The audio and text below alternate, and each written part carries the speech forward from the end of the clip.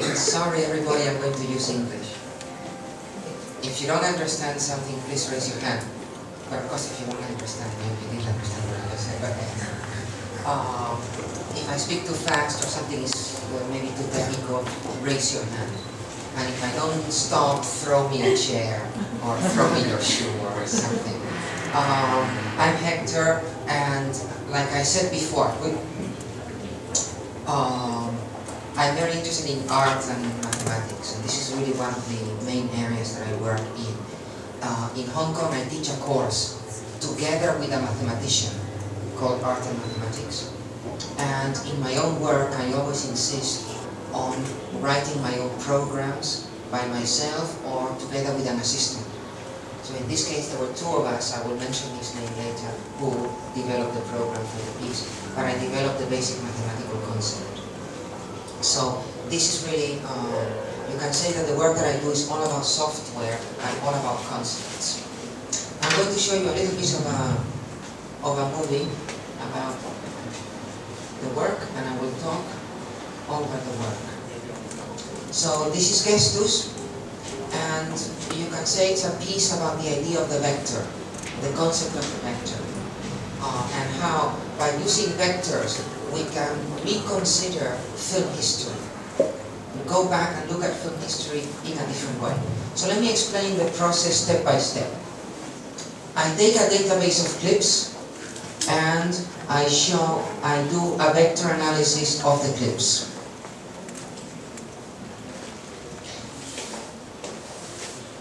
Each vector field represents the movement from one frame to the next frame. So I do this kind of analysis for the entire sequence or movie, or I can do it with more than one movie clip. The next step in the process is to convert the vector information into a matrix.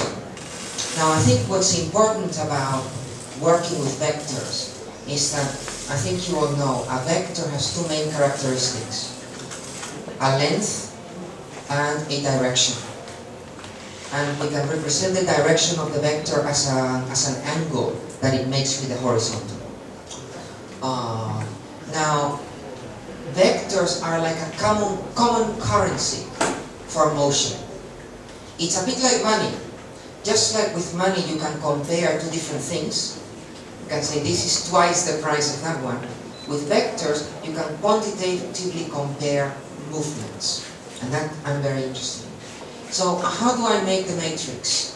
Essentially I quantize the vector data, and any entry in the matrix ij tells you the number of vectors with quantity I and direction j.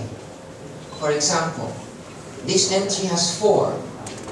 That means there are 4 vectors with quantity 1 and angle between 25 and 270. So I quantize all the vector data in the form of a matrix.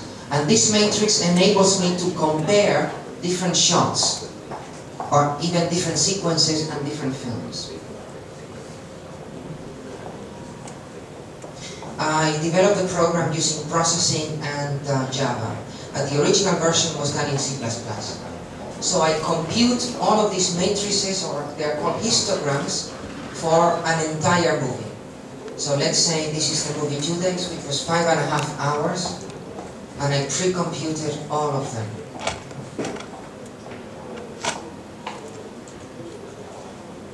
Now I select a number of frames, arbitrary number of frames. Wait. Here in this example I choose 5. Actually it's 1, 2, 3, 4, 5, right? It's actually 6 frame transitions, but never mind. In the version you see inside, it's actually 10 frames. So it's any number of frames, and then the next step is to compare the histograms for those 5 frames with the histograms for every other 5-frame sequence in the whole movie. I compute, in mathematical terms, the Euclidean distance, although I tried other definitions. And I do that for every other 5 or 10 frame sequence in the movie. And this takes a long time to compute until I get to the end. Now, having computed the distance and added them together, it's very easy to select the one that is closest to the original clip. So I find the best match by comparing the histograms, and then I render them side by side.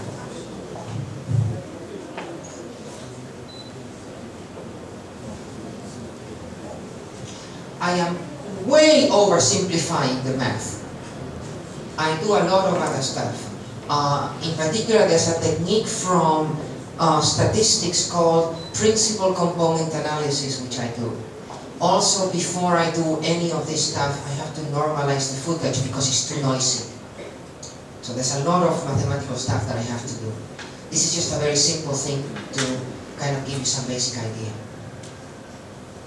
And as I mentioned inside, this method, essentially I compare vectors without taking into account their position on the screen. So sometimes the movement might happen on one corner of the frame, and then the matching movement might be on a very different area of the frame. So the matches might be very difficult to see, and that's the point of the work. I want you to experience your embodied perception and really look and scan the frame trying to look for movements. This is the 9-frame version, which essentially has the whole movie running in the middle, and then the 8 best matches arranged around it.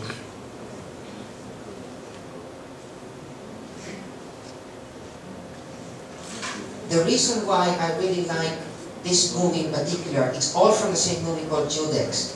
Like I mentioned before, it's made in 1916, so it's shot with a fixed camera and very little editing or camera movement. And I love how these old directors, the director is called Louis Feuillade, how they would create a kind of choreographed geometry of movement on the screen, which is very appropriate for my work, because you can really see how he moved these bodies on the screen. There's another reason why I like this movie and why I choose it. The main storyline is very similar to the recent movie. Do you know the movie called V for Vendetta? Well, it's similar kind of thing. It's about a man who has to go underground because there's a bad person in the banking sector. A bad banker who makes him go underground. He has to go underground and then he becomes a master of technology. For me, it's an allegory for the hacker class, the hacktivist class, the Occupy Wall Street movement, who have to go underground because of the bad financial sector. And we have to become masters of our own technology. I identify, because my background is in art, I learned my own math and my own programming by myself. So I feel a little bit like that, except I'm not underground. Well, sometimes, but not usually.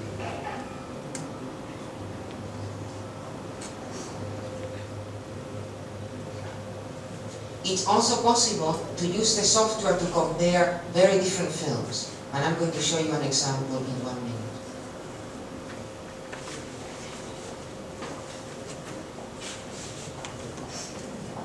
In the next example, I choose 2 different clips to compare them. On the left is Igor Stravinsky, the composer, the musician. So he's conducting the orchestra. On the right is a movie by the German director Fritz Lang, which is a rape sequence. And I'm interested in how the patriarchal composer is like the rapist in a way, and the movements come to be very similar. So I think it's really interesting how I can use this software to make connections between different clips and discover a kind of underground history of cinema where I make these unusual connections. Let me show you the credits. The programming, as you can see, done by the 2 of us, and Philip Kreshman was very good. and someone helped with the research. But I also want to say thank you to the Hong Kong government. They gave me the money, so thank you. It really took me a lot of time to develop this work.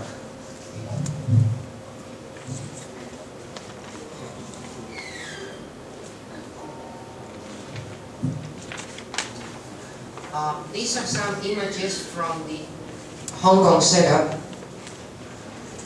and I also created this interface which allows you to explore the movie. You can even turn off the images. This is the Hong Kong, the way it was set up in Hong Kong. And you can just see the vector so you understand how the computer is looking at the movie. I have to apologize. In the Hong Kong version, the computer was inside the pedestal, so the mouse worked a little bit better. Here, the computer is, I don't know where. I think it's in Taichung, somewhere there. So the mouse doesn't always work well. Please don't lift the mouse, just play with it somewhere there. Okay. Now, that's a basic presentation of the piece. But I now want to talk a little bit about some of the works that I developed when I was preparing the piece. To make this piece took me about 3 years. And let me explain how I work and why it takes me so long. Because how would it take you so long? Many media artists have a team of 20 people to make a work. In my case, it's just 2 guys doing it, so we work very slowly. But the way I work is, when I start, I don't know what kind of work I will make. Instead, I try to learn a technology. In this case, I wanted to learn motion tracking. So I began by studying it just like a mathematician would study it or a computer scientist. So I studied something called optical flow. I will explain it later. And I didn't know where it was going to go. So it took me a long time until really very close to the end where I figured out what I wanted to do. So I like to work in a situation of uncertainty, where I'm learning the technology and trying to let the technology suggest where to go, instead of thinking, I'm going to make a video, or I'm going to make a sculpture, or I'm going to make a robot. Those decisions come at the end. But in the process of making this work, I developed other works which I also exhibited, so I want to show a couple of them. The first piece was shown at the Writing Machine exhibition last year, also organized by Linda.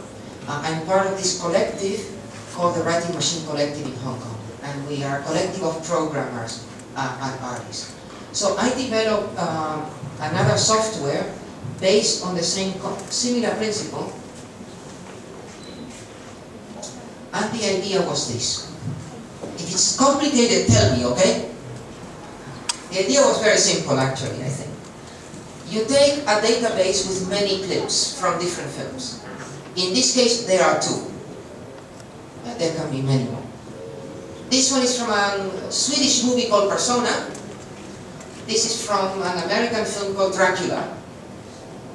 Horror film. So essentially what I do is I compare the frames of one sequence, or the movement in one sequence, with the movement of the other sequence. And I find the closest match. For example, this frame matches most closely with this frame. This frame matches this frame. So I make all of these matches using the same software. And then I rearrange the second clip based on the order of the first clip. So if this clip matches this one, I put this one first. So this will be number 7. Number 7 goes first. And then I look for the next one, which is number 3. But I interpolate all those between 7 and 3. So 7, 6, 5, 4, 3. Then I look for the next match, which would be number 9. So I go again, I interpolate from 3 to 9. So what I do is I rearrange the second clip back and forth based on the movement of the first clip. Of course, that means I have to look for clips that can go backwards and forward. And the idea is to use 2 different movies, one movie, the movement in one movie, to drive the movement in the other movie. Let me show you some examples of some of the experiments.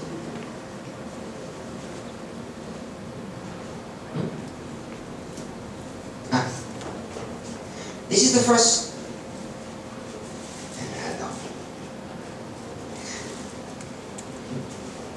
This is a very simple one I did, and I forgot what the other clip was, but it was Picasso. And if you know Picasso's painting, Picasso is very male and very self-assertive. And he's very self-confident.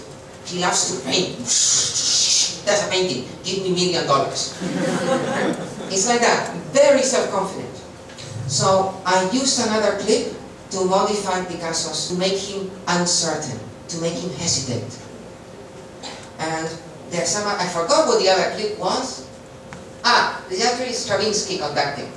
So Stravinsky's movements are changing the movements in Picasso's work. In making this piece, I was very impressed by a story about the painter Matisse. They say, I don't know if it's true or not, someone took a slow motion film of Matisse painting. And when Matisse saw himself painting in slow motion, he was very disturbed because his hand seemed to hesitate before putting the paint. And Matisse was disturbed. And I was very interested in that hesitation, that doubt, and how I can use my software to express that experience of time. A number of philosophers have talked about this hesitation.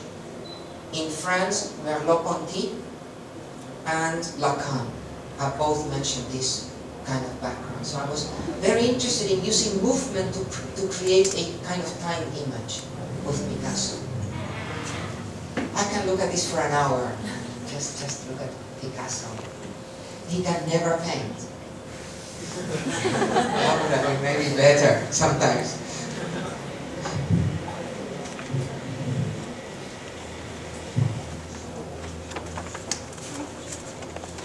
So this is another one. Here I'm using Picasso to change this old clip. And I love movies where people are stuck. Maybe I feel like this in my whole life, I don't know. So here the guy can never walk into the door. And I'm using Picasso to reorder this sequence. This is from a silent film by Fritz Lang. And to be honest, I forgot what comes first, what comes later. The whole idea of before and after becomes completely confused. And I think I was reading Deleuze's time image concept and I was influenced a little bit by that. By the idea that there's not one true timeline.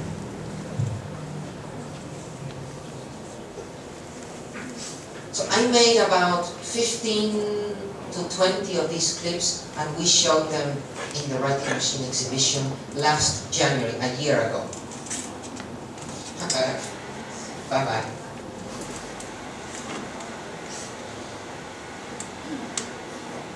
Well, you know, working in the university, I feel like this guy.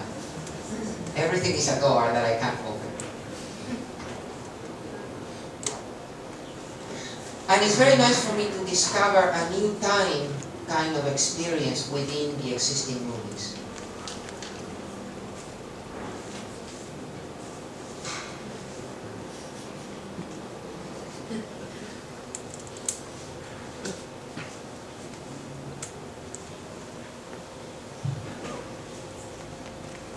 So as you can see, what I was trying to do is using one single idea of motion tracking to see what kinds of works I could produce. Trying to explore different things to do with one technology.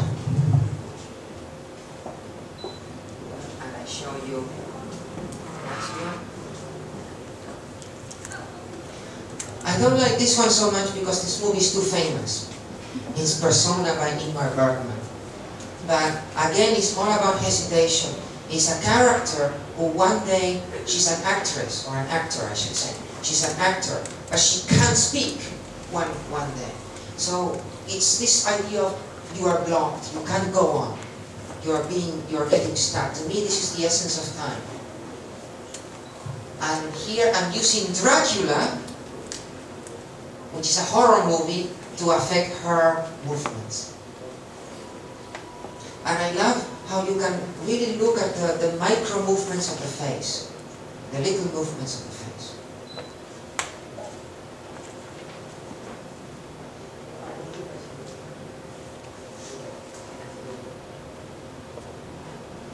So this is all done by the program. I don't do anything manually. All I do is I write the code and I choose the clips. And to me it's very important to automate everything so that I allow the computer to give me new ideas instead of using my own predefined ideas. And I think to me this is the essential characteristic of contemporary art. The search for something to do that is not based on predefined ideas, but that creates a kind of open situation.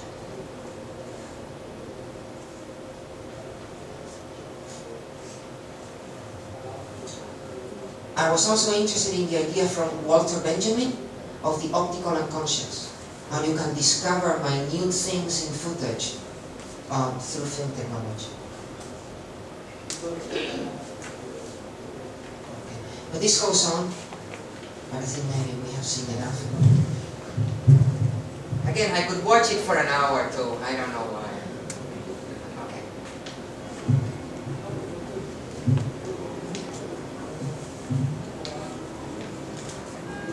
And finally, I want to show you.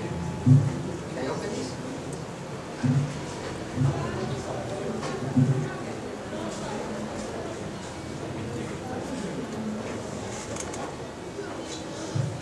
The last piece I want to talk a little bit about is flow points. I would say that it's my least favorite. And I want to show it because it was part of the research process. It was the first one that I made when I was trying to understand how motion tracking works. So this piece is much more, you can say, technical. So I need to talk a little bit about the technology behind it, the algorithm that I use. In my work, I don't separate art from technology. So it's very important to try to understand how the technology works. So I use an algorithm, a technique called the optical flow. It was invented by two people, Lucas and Canade, so we call it LK or Lucas Canade optical flow. So the first thing I did was I tried to learn how it works.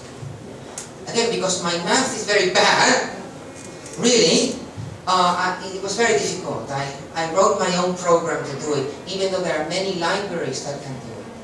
But essentially the idea of optical flow is to track movement from one frame to the next frame. And the way optical flow works is it creates a kind of grid on the screen of squares or rectangles. The grid can be the rectangles can be very big or smaller. They can be close to one another, they can be far away. It depends. You can make that decision as a programmer. But you have to divide the screen into squares. You can see a similar grid in my work inside. The whole program works on a grid. And then the objective is this. For every rectangle or square in frame A, you want to trace to see where it went on frame B. And the outcome is a vector. So if it moved from here to here, the outcome would be an arrow telling you where it moved. A displacement or motion vector. Now, how does the computer, don't be scared. How does the computer perform this miracle? Well, this is a flowchart of the algorithm, which I find beautiful in itself. I won't describe everything because it involves the calculus and a number of techniques that you need to learn. But what I want to say is very simple, and you can see from here. What the algorithm does is this. It begins with one rectangle, which are called flow points. And then it tries to find a match in the next frame. It begins by making a guess. Guesses where it went. And then it tries. Did it go there? Yes or no? If yes, it outputs a vector. That's the reason. If not, it tries again and makes a better guess. And then what? Yes, no. Yes. output. No, try again. And it keeps on trying until either it finds a match or it gives up. Now, most people who use motion tracking software, they only care about the final result, right? What's the result? In that work, I also used only the result. But when I was thinking about the algorithm, I thought, so difficult to write the program. Why don't I use every guess, every hypothesis that the computer makes in the process? Why throw away that information? Why not use it to make an image? So I used the technique to make prints and also to make an animation. Wait, I'm going to fall down. I know I could fall down. So what I do is this. I take a movie and I look at all the guesses that the computer made. Now let me see if I can find a good example.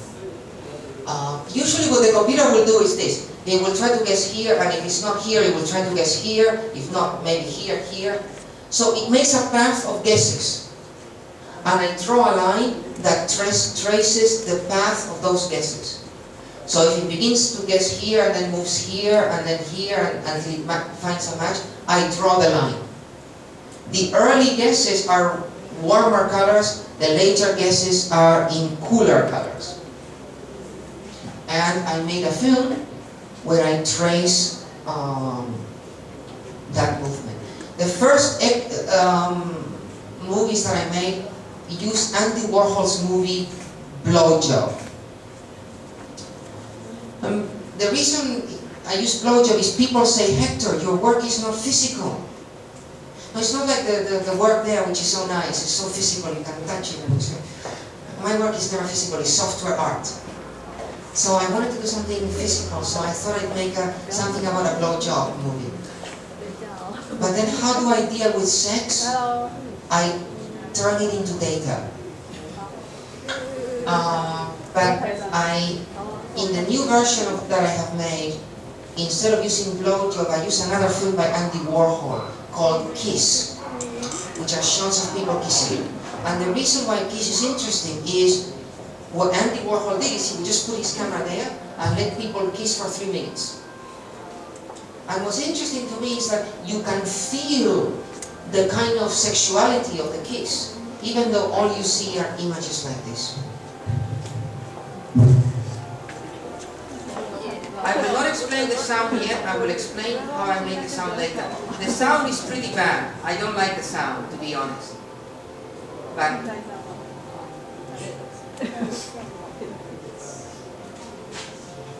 what happened?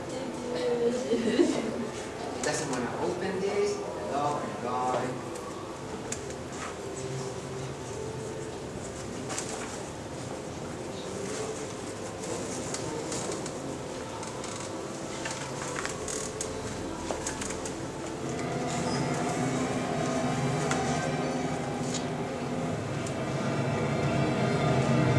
I won't show the whole film, it's rather long, just some clips. Could we turn off everything? It's impossible. Can we have lights off?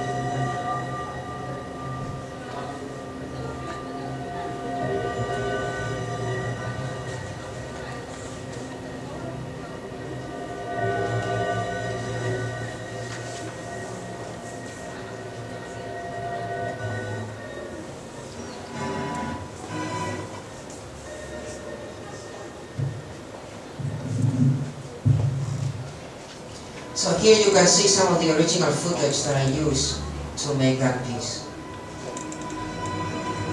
I realize it's all heterosexual footage, so I need to make one with... Oh no, that's one gay. Okay. But I really hope that if you know that there's this footage, you might then see the vectors there as an expression of desire somehow. Or you might be able to project that onto the images and feel the memory of these pictures later on. So I might show it in a different way. Okay, we can have lights. Let me tell you a little bit about the sound, and then I will conclude. So, this keeps on working, okay? Oh, we want to see it again? No. Okay.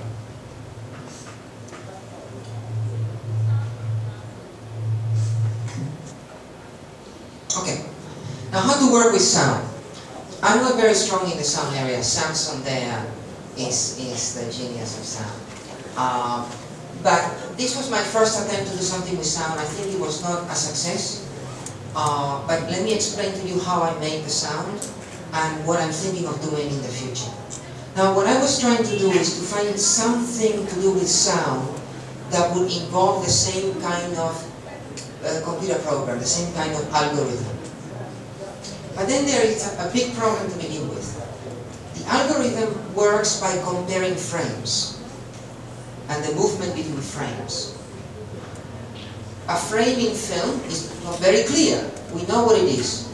In video in particular, a frame is just a bunch of pixels that represent one moment in time. What's a frame in sound? And how do we compare the motion from one frame to another frame? So I developed a concept which is very technical. I don't know whether I can explain everything very clearly. But the idea was this. A sound clip is a sequence of measurements over time, a time series. What's a frame in those time measurements? Well, a frame is just a series of measurements in a short period. So I take this to be a frame. And then another period is a second frame. I take overlapping frames because it worked better. So this would be the frame 1 and frame 2. And here they are separate. And somehow I thought, let me do something to analyze the movement from one frame to the other frame. What can that involve?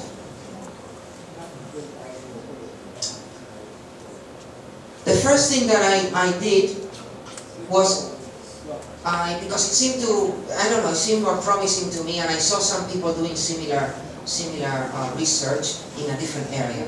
I went from the original time domain representation to a frequency domain representation using a technique very well known called the Fourier transform, which essentially is a mapping from a time-based series to a frequency-based series. If you're not familiar with the Fourier transform, think about a representation where originally the x-axis represents the time. We map it so that the x-axis now represents the frequencies and the amplitudes. So I map it using a Fourier transform. And then I do some very simple things. Oh, this is not, I don't even need to show you. I smooth it, I filter it out.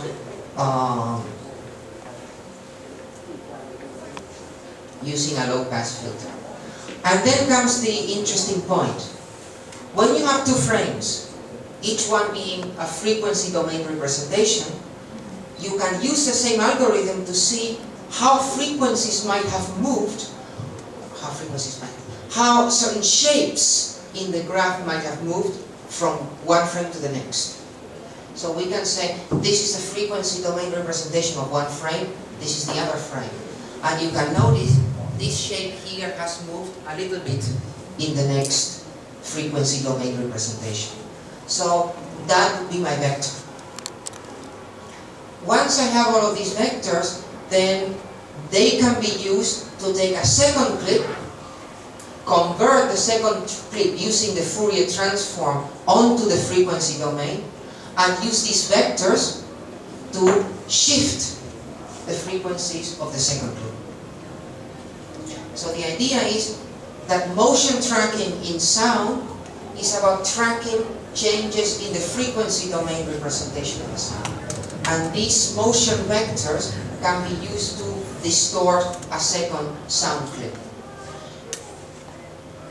Like I said, it's not a very, in my opinion, successful approach, but it was interesting. I was trying to experiment with this.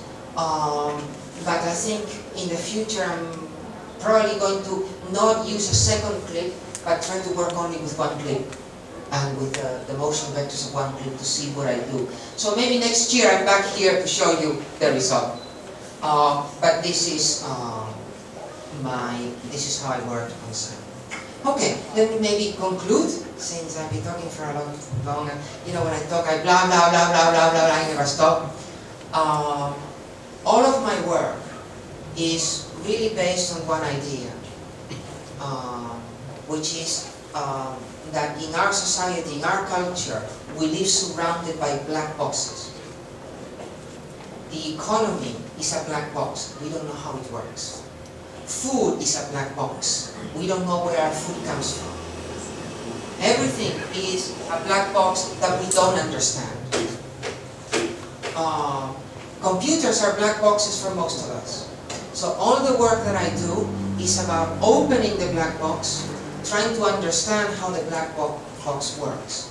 And to do that in a situation of uncertainty, where I don't know what kind of work I'm going to make. I don't know whether I will make a good work. I don't know whether I will even be able to make a work. But I begin with some black box. For example, a piece of technology. In this case, it's motion tracking. I wanted to know how the computer can track motion.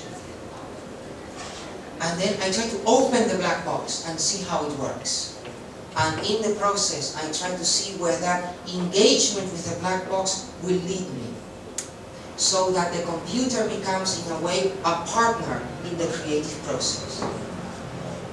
Many of you, maybe you know the philosopher Bruno Latour, who talks about things, technologies becoming partners in the process. So I work in this way through all of my pieces and everything that I do. Let me also finish with a little bit of promotion, because, well, not promotion, I mean, I think you all look older than BA students, but just to mention that we are going to begin in my university, City University of Hong Kong, a new degree in art and science, which is one of the first undergraduate level degrees in art and science. And mathematics will play a key role in that degree. We are working together with faculty members from math, biology and chemistry, applied physics, biology and chemistry, math, computer science. That's it, just to begin. And the program begins next year, and I'm the program leader, and it's kind of my baby, and we hope that it will work. I would also like to finish by expressing my gratitude to the two curators. Thank you very much for setting up this really wonderful show and putting me in the company of so many good artists. So I want to thank them. And all the staff here at the Digital Art Center, you have been all very good and amazingly good, and it's an incredible space. I wish we had this space. Thank you very much. Are there any questions, complaints, expressions of aggression, anger?